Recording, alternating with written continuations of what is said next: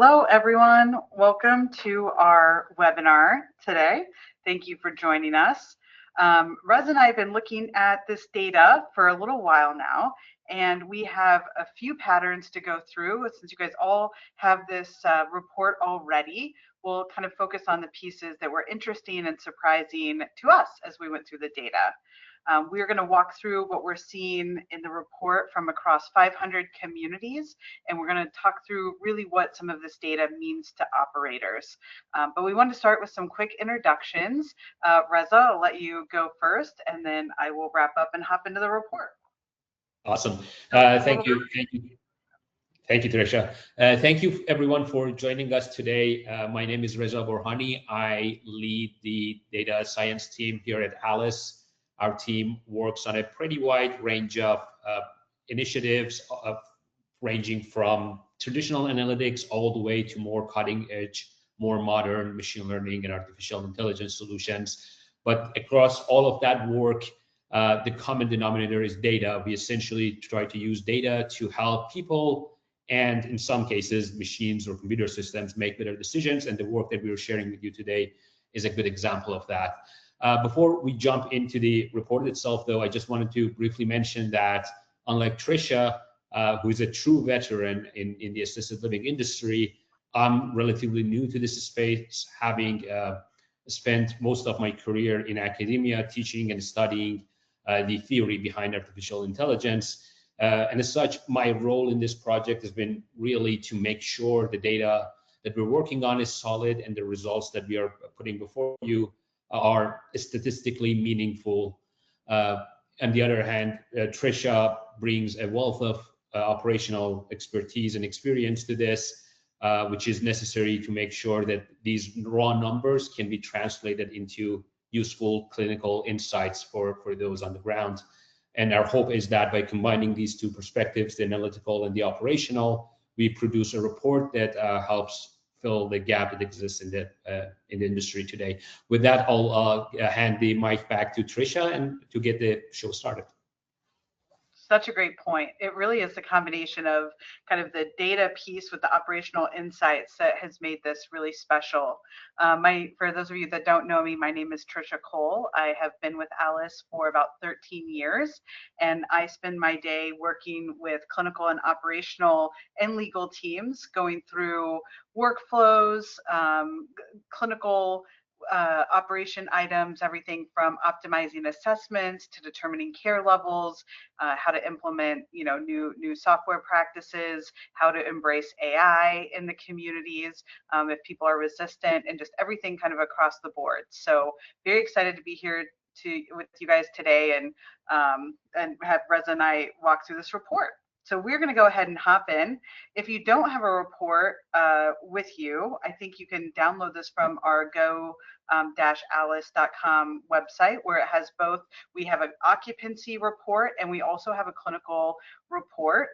Today we'll be focused on the clinical side, but the occupancy one also has some very rich data and information that has been very helpful to our clients and just to review.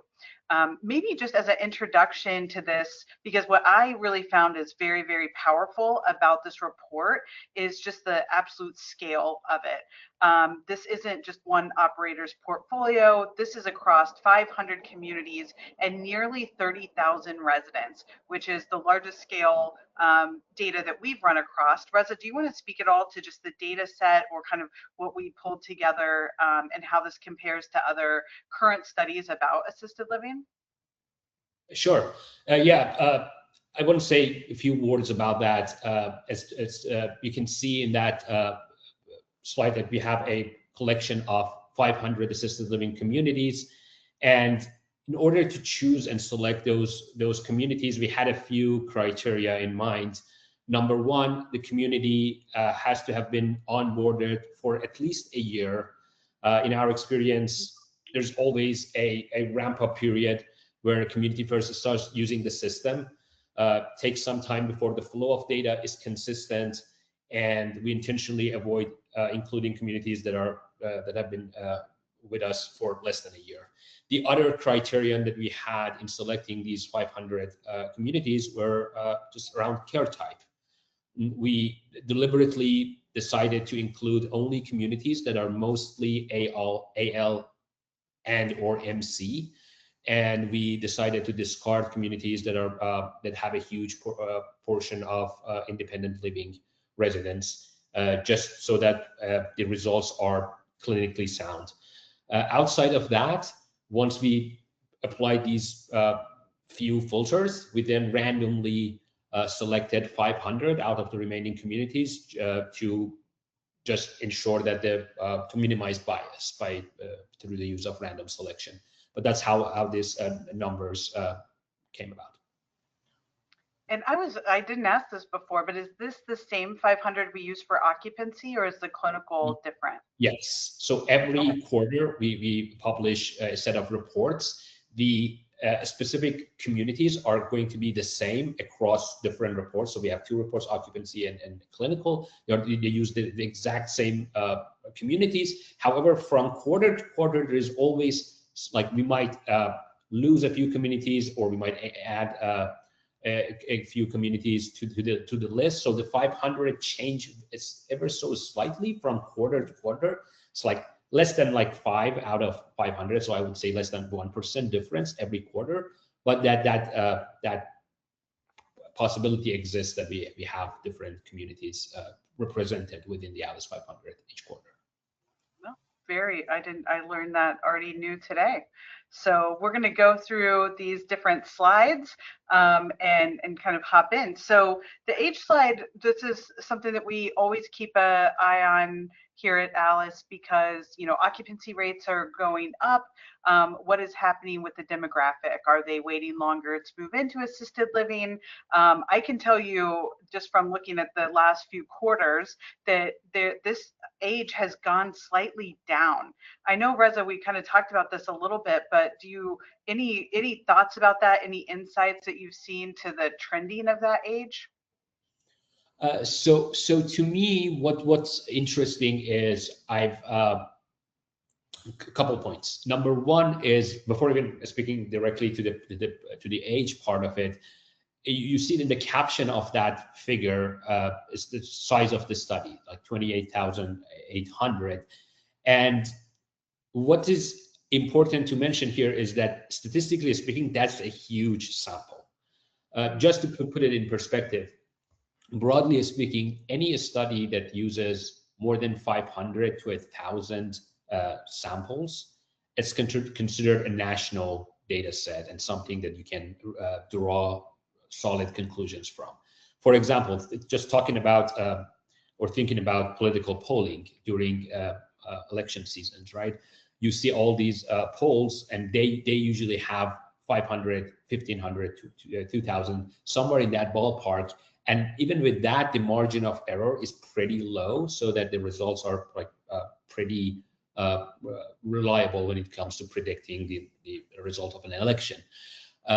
Here we are talking about an order of magnitude more, which basically what it means is that margin of error on the data is very low. So it's just not the case that we might say, oh, this is a fluke, or this is not, like the numbers are going to be very reliable when it comes to the statistical determination of margin of error. Now, going back to the age itself, the thing that's actually, I went back and looked at similarly large studies that were done or funded 20, 25 years ago by the HHS. And they were, again, they had the same, around the same study size. And back then also, my understanding of it is just that the average age hasn't changed much since, again, at least early 2000s. That was the last time where we had a very large scale study of, I think, more than 100,000 assisted living residents. The average age hovered around 84 to 86, which is consistent with what we have here. What has changed, though, is in the next slide after this, is that the gender composition has drastically changed from the decades past. So in that same study that I'm mentioning here, the female to male ratio was around 4 to 1, so meaning 80% women, 20% men. And that's again something that's I'm curious about. I don't have a good answer as to why, and I wonder if anybody can shed a light on that. Why that ratio keeps kind of going down in favor of more men in the assisted living industry. On one hand, it makes sense because female tend to live longer, have a larger lifespan, life expectancy. So that explains why we see more females in these communities. But the gap difference between male life expectancy and female life expectancy has been steadily right around 6 years since again early 2000. But the share of men living in these communities have been going up steadily. So that's again a trend that's noteworthy, at least to me.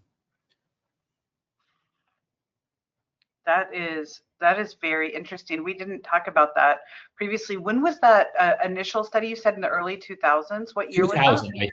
It was one big survey in 1998, and then a following report that came out in early 2000s by the HHS. That's very interesting. And one thing to just keep an eye on there, a little shout out for the Argentum Public Policy fly-in, but that group is really advocating very hard for veterans to be able to use federal dollars in assisted living for room and board, which they cannot do currently. And that could also, because I've heard, and this is not scientific, but I heard about 1 out of 3 either females or males were either military members at this age or were married to a military member. So the veterans benefits here is also an interesting angle that we may see play out over the next couple of years.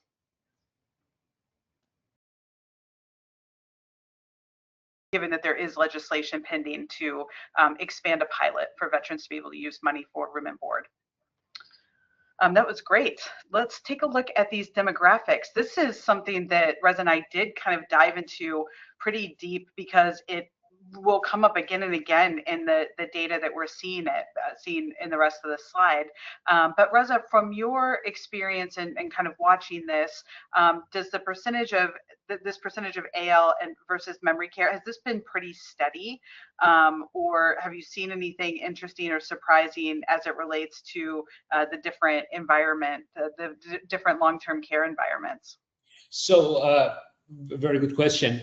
From what I've been seeing, the ratio of, again, very similar to the ratio of female to male, it's 2:1 almost, ratio of AL to MC is fairly steady. Obviously, when you go down and click on a specific operator, they might have different practices. They might, we have operators that are solely focused on providing memory care services. They're solely memory care, solely assisted living, anything in between.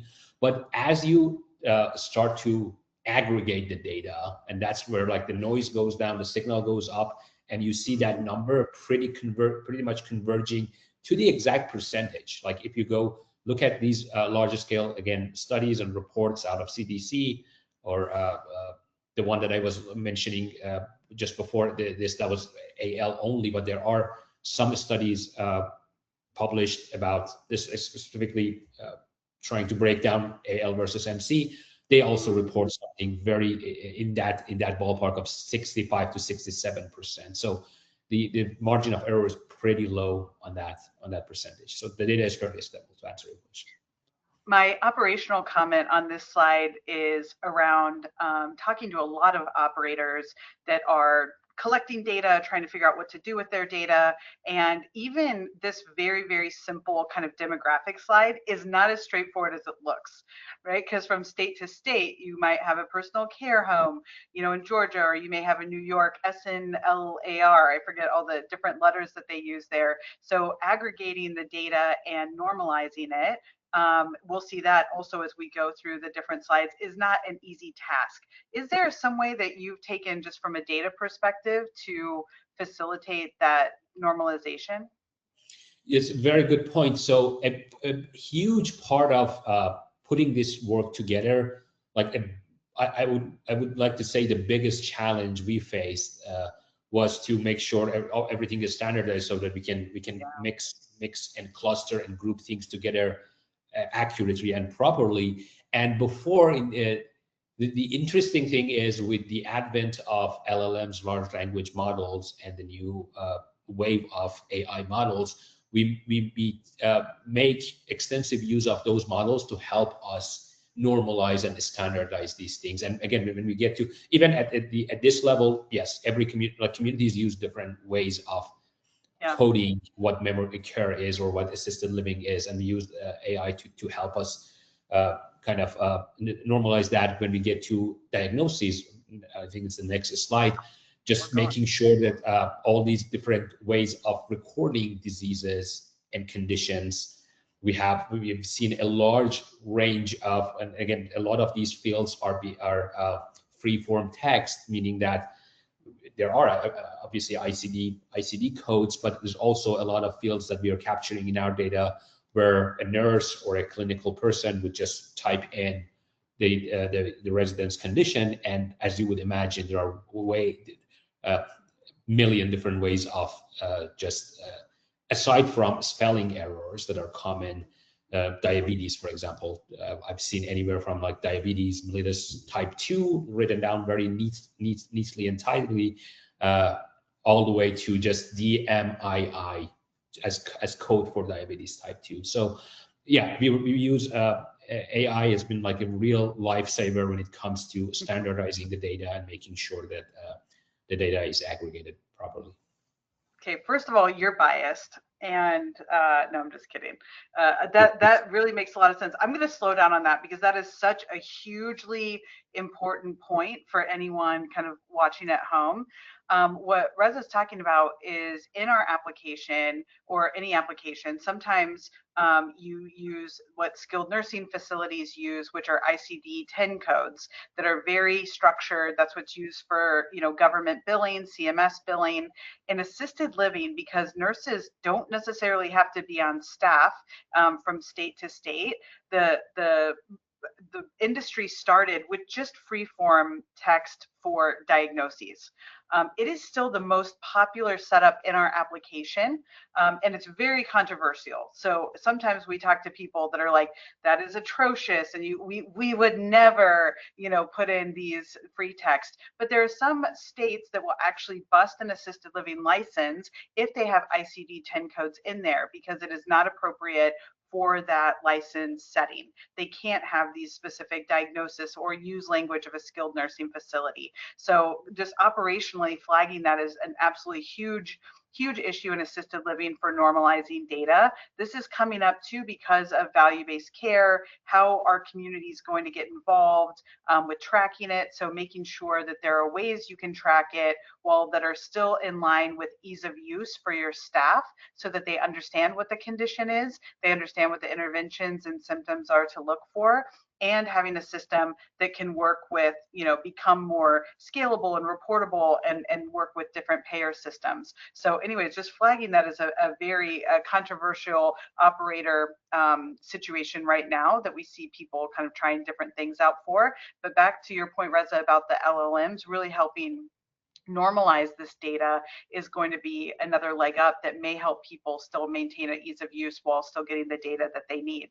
I know we spent a little time on this slide talking through it, but when you're looking at this and you see like half of all residents, 61% of them have hypertensive disorders.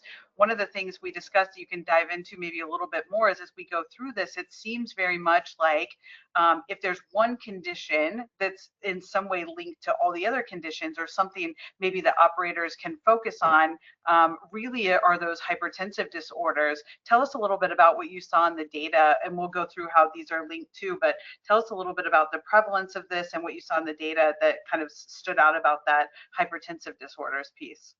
Sure. So when you're looking at this specific slide that reports on the prevalence of different conditions, the real challenge that we faced in creating it was basically figuring out a meaningful way to group all these different medical conditions and disorders together. So we couldn't go down to the individual condition level, because then there would be so many different conditions and syndromes and disorders. So we still needed some level of stratification and grouping, and we came up with the system that you are seeing on your screens today.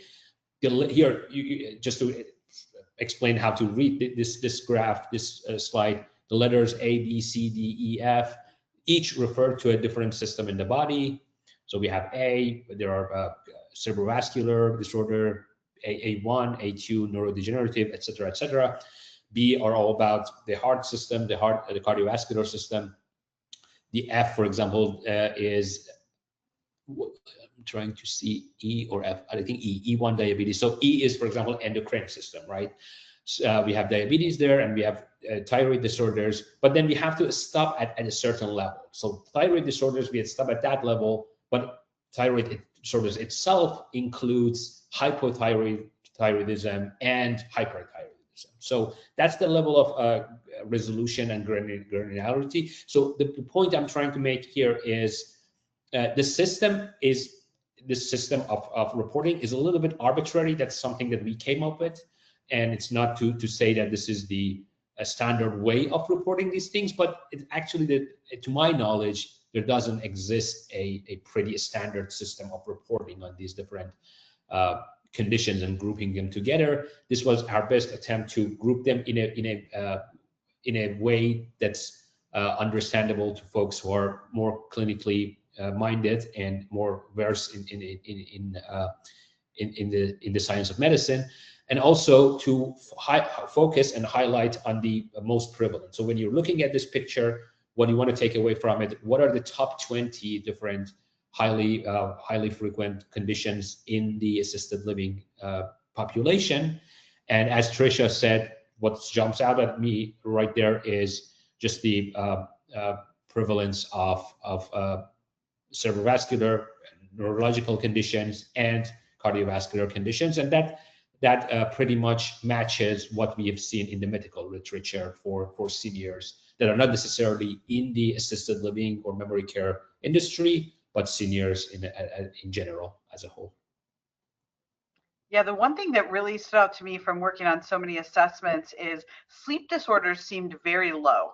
So I'm curious about, are those getting captured? Are they getting, maybe captured on assessments, but not on diagnosis? So I took kind of a mental note there that I was going to look into that a little bit more, because there's a lot of operational attention given to sleep disorders, just because so much happens on the, overnight, in terms of falls and continence issues and spot checks and stuff like that. So I was going to do a little more diving into that.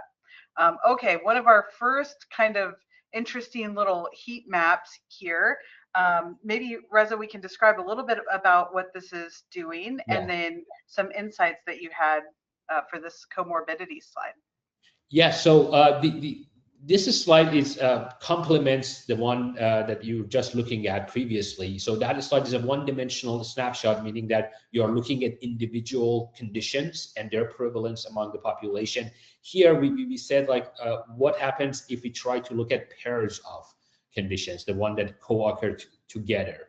So this is a two-dimensional graph, obviously, and the way you want to read this picture, this visualization, is every little square unit that you look at, it corresponds to a certain row and a certain column. So the one that's highlighted in the picture there, I think it corresponds to D1 and D2. So D2 is along the columns, and D1 along the rows. And the number is obviously coded using a temperature scale that you can see on the right side of the screen.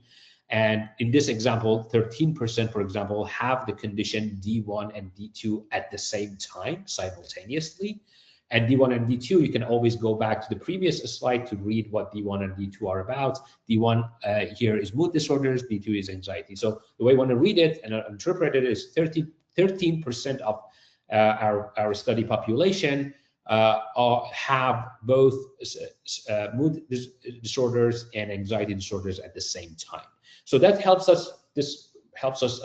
It gives us a picture of what common problems co-occur frequently. And on the left side, in the box, I've reported the top 5 in terms of frequency, the top five pairs that co-occur together most frequently. And the number 1 are cerebrovascular and neurodegenerative, the very tip of this pyramid, that very dark cell that corresponds to cerebrovascular diseases and neurodegenerative diseases, which makes sense that they do co-occur together. And 44% of the population, unfortunately, have both of them at the same time.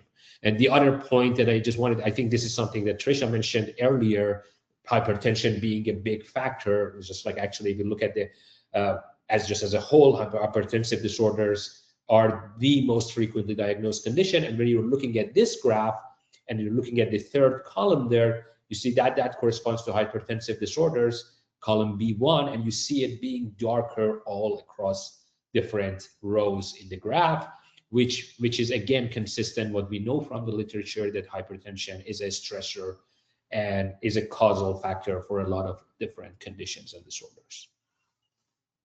Yeah, that really jumped out.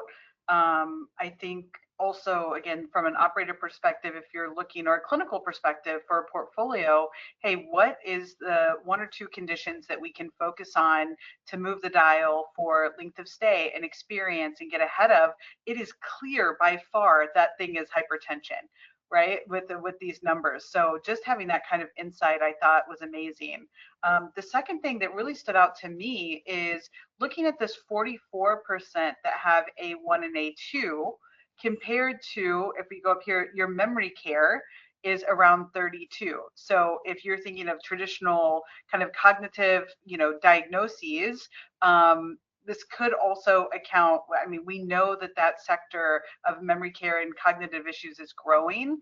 And that also leads me to look at, hey, how many of our assisted living residents, which we'll kind of look at in a little bit, but the numbers aren't exactly matching for settings. But even in assisted living, cognitive cognitive diagnoses are very prevalent. So that can also, how does that play out over the next, 2, 3, 5 years? Could also see that increase in units for memory care or cognitive, or just programming for cognitive care. Which leads us to this very cool diagnoses cohort differences slide, walking through. Now, I'll explain it in my dumb way, Reza, and then you can, or non-expert way. But it took me a minute to figure this out, but sometimes it made more sense to me to look at the very dark lines. So women, very commonly had these thyroid disorders. And then if you look on the right side of this, memory care obviously had more in the A1, A2 kind of diagnoses. So it's showing us a lot of dimensions of the data in terms of gender and also in terms of setting. Reza, what stuck out to you from this data on the cohort differences? So what's interesting here to me is again, the difference between thyroid in men versus women was, again, having come from with all the caveat of me not being way out of my depth when it comes to medicine, that was something that I was not expecting going into it to be such a huge difference. And again, as Trisha mentioned, what you want to look at this, I'm trying to basically code a lot of information in just one graph here.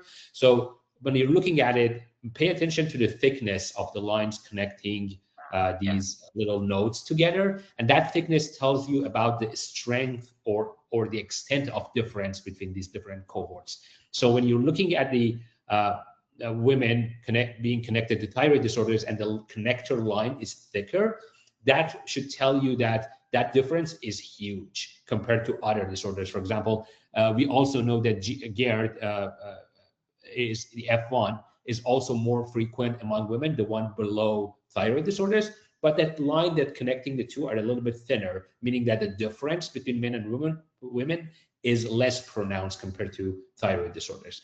And the way also you want to if you take that same argumentation or same way of thinking to its extreme, if you don't see a line connecting a certain condition to, for example, men and women, what it means that there is a line, but the thickness is 0, which means that you cannot see that line, which means that the two cohorts or groups are statistically not that different. when it comes to that certain disorder or condition. The other thing is, as Trisha mentioned, MC being, it makes sense, obviously, neurodegenerative and cerebrovascular disorders being more frequent in the MC population. The thing that also kind of was a little bit surprising to me is almost all the other conditions outside of the nervous system conditions are more prevalent in the AL population. That's just something that was interesting to me. Very interesting. And is that a situation where the, kind of main diagnoses is overshadowing kind of, secondary diagnoses in memory care residents? Because again, generally they are more all-inclusive, more, it's kind of, they have this issue and then they receive all the care that they need. So for me, again, thinking about how that's linked to how memory care residents are assessed, what care do they need, and looking at these secondary diagnoses is, but potentially those being like deprioritized or not as emphasized, is an interesting angle from the data that I see day to day. I was going to say, Taylor, do we have any questions yet? Wanted to check in with our eye in the sky. Any questions there? No questions yet. And probably because I forgot to say you can post questions in the chat, but also at the same time, people sort of know how that works. So you can post your questions in the chat as we go along, or if we see any that are we want to pull over, we can just do them real time. So Taylor, just let me know. All right, the biggest kind of issue a lot of assisted living and memory care communities face is falls. So this was a very interesting section to walk through, just because there is a lot of attention on falls right now, fall detection, prevention, using AI in those situations. So looking at the data, I of course immediately went to, Friday happy hour here at 4, having a very high prevalence of falls, but maybe, and then also, 6 p.m. on Monday around the same time possibly. But Reza, maybe walking through a little bit, this is another heat map, kind of the things that stood out to you from this data.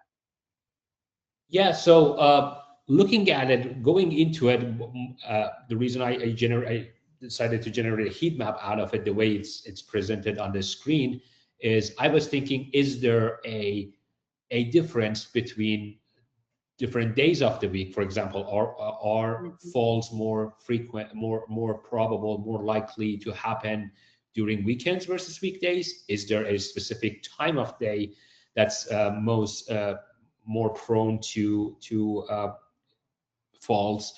And that's the impetus and the reason why I created this graph. Now, looking at it, having said that, looking at it, some of it may make sense to me. For example, like early morning hours, they're typically lighter. It's like a lot of people are asleep, but at the same time, when residents, let's say, wake up, they want to go to the bathroom or something, that's like the number is not flat. So like there's still, when you're looking at that scale there, you still see like around 3 a.m. or 2 a.m. you still have a considerable number. So it's not like things are totally light or white in that interval.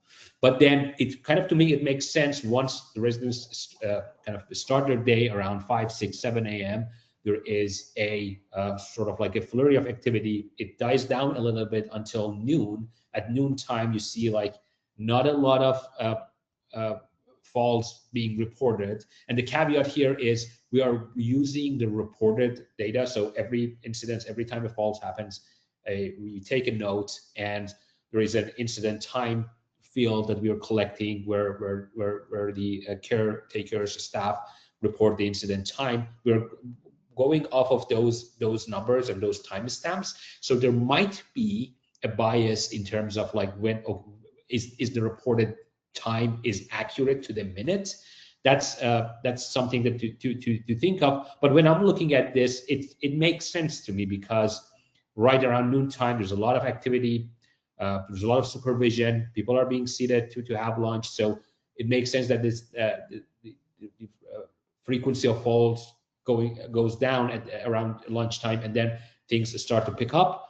and there are kind of the largest hour is just before bedtime, right around 8 and 9 p.m., which is again consistent with common sense, meaning that that's when the drugs are taking effect, the sedatives, and what people are doing before their routines before going to bed.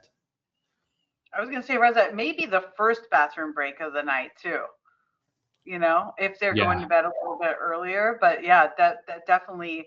I saw a couple things pop out. One was, that all the portfolios are sort of dealing with the same kind of hot spots. So that's potentially something we consider as an industry and how we approach that.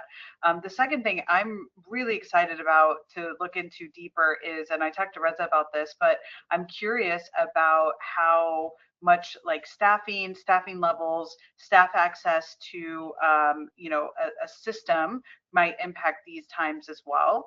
And the thing I'm excited about is we have so many great integrations through our app store with, fall detection and fall prevention, that we're starting to get data from those systems real time when they detect something happening, so that we can create the incident report or report on that. So we just put it on Reza's radar that, hey, this may change. We may be able to do a comparison a little bit from real time fall data from those systems comparing to, electronic health record, to where the data gets even more and more precise in relation to falls, and layering on, actual reasons, because we can see through some of those systems what happened before the fall. So this data is just going to get, more interesting and richer fast, probably over the next 6 to 12 months. So this is a big one I would say keep an eye on.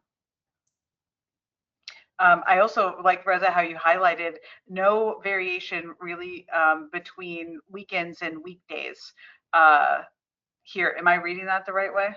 Yeah, absolutely. So again, going into it, I was maybe it's a blessing that I don't have a huge background in clinical operations within assisted living. So going into it, my dumb brain, my assumption was like, okay, there's probably more activity going on during the weekends, so I might see a larger spike there.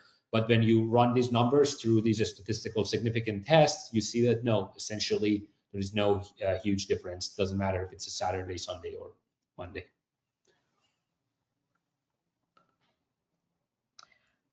This one actually the aggressive behavior took me a minute to wrap my head around kind of the graphs on the right-hand side. So maybe Reza, walk us through a little bit of that, and then we can talk through some of the insights here. Yeah, so what I was trying to show here was to see whether the occurrence of aggressive behavior, and they're defined on the text panel on the left-hand side of the screen. These include verbal aggression, physical aggression, and destruction of property, etc., etc. I wanted to see if there is a meaningful difference between females versus males in terms of occurrence of these aggressive behaviors, and also between different care settings. So now, if you look at the top panel of this gender, the very top panel, 29%, that's the percent of male residents in assisted living, or in our data set. So 29% of residents are male. And if if there was no difference between males or females when it comes to aggressive behavior, then we would expect 29%, exactly the same number, or roughly around the same number, to be 29% of aggressive behaviors to be committed by male residents. But that number is a little bit larger, closer to, I think, 40%, if I'm reading that correctly. So the way we want to see that, so males are slightly overrepresented in the aggressive behavior pool or category when you're looking at the male versus female breakdown. But which again, it makes sense. I don't have a lot of background to be able to verify that or match it to previous studies, but males are slightly more prone to aggressive behavior. But when you look at the care setting, that's where you see the huge difference between the two bars. So again, as we now have said multiple times, around 1/3 of residents are in memory care settings, but 80% of aggressive behaviors come from residents who are in memory care. So only a third of the population of senior care are responsible for almost 80% of the aggressive behaviors, which again, if you are an operator, somebody who's on the ground, you know, like where to focus those resources. It's just like residents with memory care just need more support when it comes to interventions to avoid aggressive behaviors. Yeah, so I definitely was very interested in this clinically and operationally. The top one, I mean, I'm going to give my spin on it, which is, you know, a third of residents are men, but they account for nearly half of all the aggressive incidents that we're seeing across the ALICE 500 data set.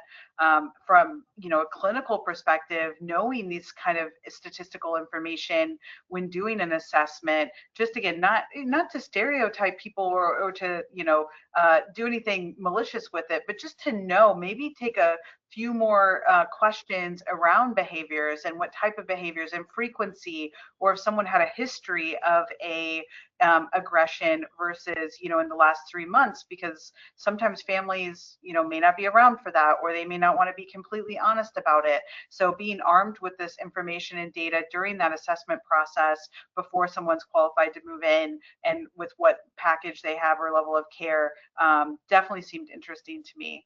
The second part with the memory care, this definitely confirms, you know, what all of us know in these settings, and where I saw the real opportunity there that I know all of you are focused on, but really is programming, engagement and programming. I know obviously interventions is a path and something that we're talking about, but as we get into medications and seeing how medicated these residents are, I see really an opportunity for our programming and engagement friends. Do we have the right, you know, physical environments for these people? Do we have the right, you know, again, programming and just different types of activities or staff training, or, you know, all different ways to approach that? But definitely confirming, I think, what people know there. I know with the incident one, Reza, we forgot to mention that we've already gotten feedback really asking for the falls data tied to hospitalization. So that's something that's absolutely on our radar, and, you know, rehospitalizations and, you know, frequency of falls. So there's a big rabbit hole that we could go down there. But in terms of the hospital visits, this was interesting, and this gets into some of what we do philosophically, maybe Reza, that you can talk to about how we track both the average and the median for length of stay, length of hospital stays. Tell us a little bit about that. Yeah, so what you're seeing here on the screen, that graph, the way you want to wrap your head around it and understand it and read it, is 43%, the first bar, that's the length of a stay. It's 0 or 1, meaning that 43% of residents stay less than a day when they visit a hospital or an emergency room. And then as we go down, you see like a significant drop going from each bin or each bucket to the next. So the whole graph, the whole visualization has an exponential decaying pattern to it. And what it means is, as again, it makes sense, but the most important thing for me is when you report medians and averages, just they're single numbers, right? If you can look at the one of those bullet points on the left side, I'm reporting the average of length of a stay as 5 days. So if we wanted to report what's the average length of a stay in the hospital, that would be 5 days, but the median is just around 1.5 days, 38 hours. Yeah, around 1.5 days. So there's a huge difference between the two numbers, 1.5 versus 5 when you report it. But they're both single dimensional statistics of the same distribution, same reality. And the reason why that exists is because of the shape that you're looking at your screen. Because it's so heavily skewed towards the top, the averages are going to be way sensitive to outliers, and outliers in this case are residents who stay for a long period of time in the hospital. Those people basically inflate the average. So the average is going to be way bigger than what you really want it to, not that you want it to be, but what's really important. So the 38 hours, the median, in our experience, in my belief, is the more accurate number to quote, to report, to think about when thinking about length of stay. So 38 hours, half of the residents stay below or lower than below that number, below 38 hours, and half of them stay above that number. And we've seen the exact same pattern repeating itself when it comes to length of a stay in general in assisted living or memory care, not just at the hospital when there is a problem, but overall length of a stay as a resident in each of these industries, in each of these communities. That also follows a similar pattern where medians are much smaller than the averages. The averages, for example, quoting from my memory from our Q4 occupancy report, the average is around 400 to 500 days, whereas the median is closer to 150 to 170 days. So that distinction is just something to keep in mind, because they're both averages, but they mean very different things. Yeah, I mean, man, we're going deep on this. I'm a person that goes through museums in like 1 second, so it takes a lot of discipline for me to understand some of the depth to this information. But honestly, this is why communities are operationally complex and they're nuanced, because there are these very large discrepancies, and that's what kind of keeps my interest, because operationally you're dealing with you have such a dichotomy that you have to figure out how to navigate that in a scalable and sustainable way. So that's piqued my interest. And what I see in either of these kind of settings, if you have a lot of these that are 0 to 1 days, it reminds us that those are really good places for partnering with physician groups, partnering with therapy groups, partnering with the other one I had in mind, telehealth or on-call nurses. It really can move the dial on those initial hospital visits or readmissions, and making sure the systems kind of talk to each other when there's something at risk. So I see, if you're looking at this through an operator lens on a portfolio, a huge opportunity to implement some of those kind of helpful network resources to focus on kind of decreasing the hospitalizations. This one, absolutely crazy. John told me what this was called this morning, but I don't remember. What is this type of graph called, Reza? It's called a Sankey plot, and it's useful when you have multiple layers of different categories. So like going for flow of information from one layer to another, and it gives you a very easy way to visualize that at a glance what's going on without because the alternative would be like a table, and tables are just notoriously hard to read and understand. Here you can it jumps at you that the red category, which is painkillers, that's constitutes the vast majority of administered PRNs. And then you can see the breakdown below that at a level lower. You can see the individual medications that constitute the PRN administration. Did anything jump out to you at this one? I have my items, but anything surprise you from this data?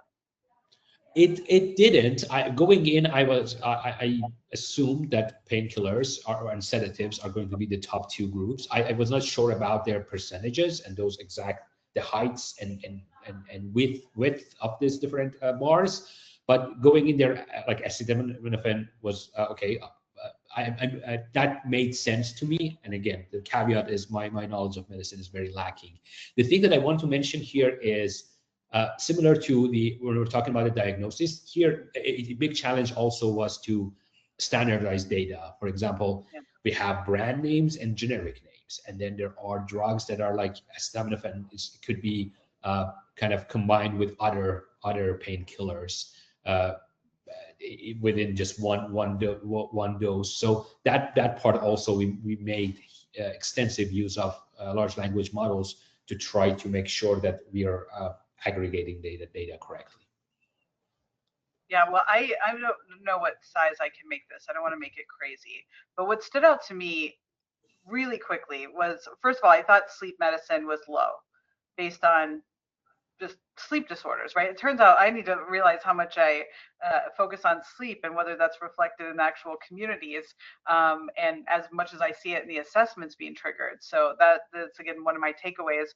But what I saw is I see acetaminophen here that's very large, and I see ibuprofen here that is a little bit smaller, but then pretty much everything else on the left hand of this screen is pretty intense medications. So that the obviously painkillers are very high.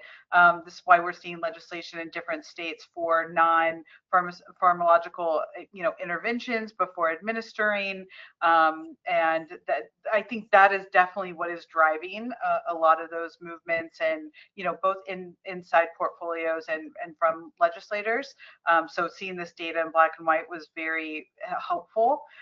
The other thing that stood out to me about this is, my mind goes to, are they keeping their data clean in terms of, are we regularly, checking to see what PRNs have not been administered, in 90 days, making sure we get orders, to discontinue those.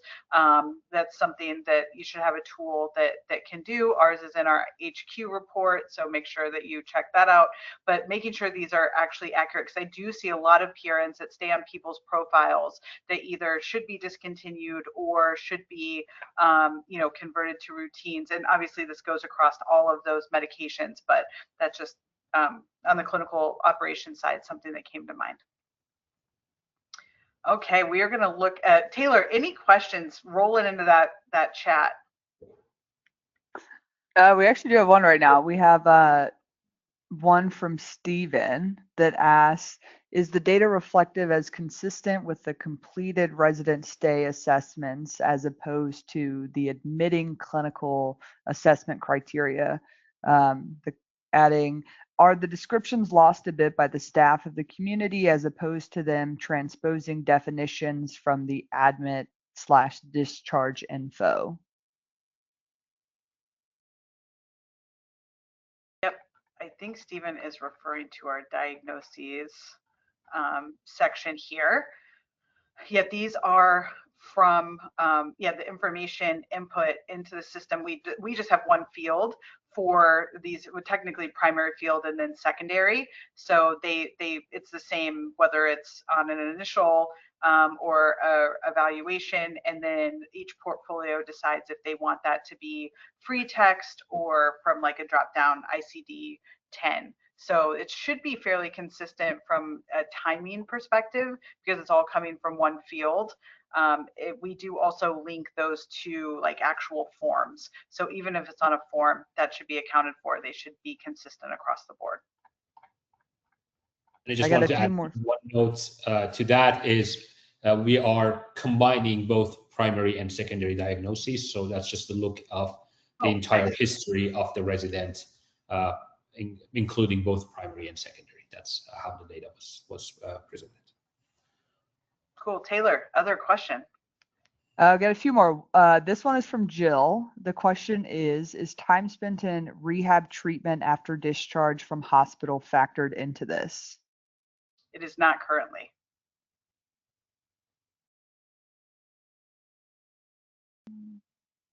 Next one is from Candace. Why did you separate sedatives and sleep?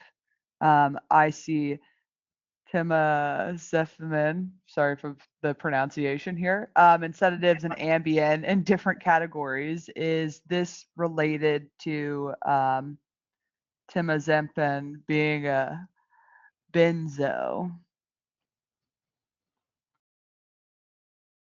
So I would say some of this comes from perhaps one caveat here is like these are not, and I think that's something that may be improved in the future. These are not tied to diagnosis. So as I created this graph, I didn't look at like what the reason for the administration of these are. So these are raw counts. So raw administration rate of these benzos versus the other ones.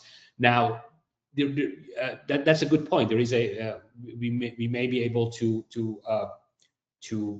group them together or put them at least closer together, that's just an arbitrary choice that we made when we created this to help classify these better. But yeah, that's a fair point. We could have done that. The only thing that is missing is exactly why those were administered. That would have enriched that, so that we know, oh, okay, there's a insomnia problem or a sleep disorder problem. That's why this specific medication was passed. And the other thing that we don't know is if some of these medications are being used off-label or for different reasons, like that. That's not clear, but at least by looking at that graph. Taylor, you have anything else there? Those are all our questions. Those are great questions. A final slide here, pretty straightforward. Definitely interested in the MIN and the smoking cessation ones. For me, this was confirming, memory care is receiving a lot of, sedatives and antipsychotics, something we already know. Just this is a matter of kind of industry-wide, what do we want to do about it?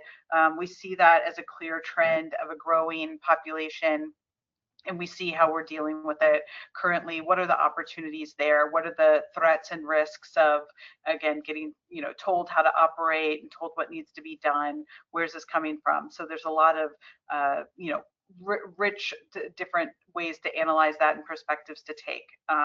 Reza, any final thoughts on the cohort differences here before we wrap up? The cohort differences, no, it's like, again, very similar. Once you you've seen the differences there, it's now much easier to understand and read this graph, I hope. The only thing that I want to mention is that our intention of in putting this report together was to, obviously, number one was to produce these numbers so that people who are stakeholders or can make use of these data, they can do so, but also to provide a snapshot of the data that is available to us, to help sort of trigger questions that are interesting. For example, Trisha was mentioning all these different ideas that we can pursue, connecting hospitalizations to fall incidents. So we are pretty much looking forward to receiving these sort of ideas and questions from you guys. Now that you know what kind of data we have that we're reporting on, if there are burning questions, there are curiosities that you have in terms of connecting hypotheses that you want to test, we're always open to helping you test those hypotheses and answer those questions. And for that, you can always reach out to me directly via my email, or on our website. We might have a better way. I don't know if we have a contact form on that very page, but we can always, we're always looking forward to receiving those type of questions. Absolutely. Thank you all for your time today. Send us any questions that you have, and hopefully we'll have some more of these reports coming out, and Reza and I will be back for a part 2 sometime later in the year.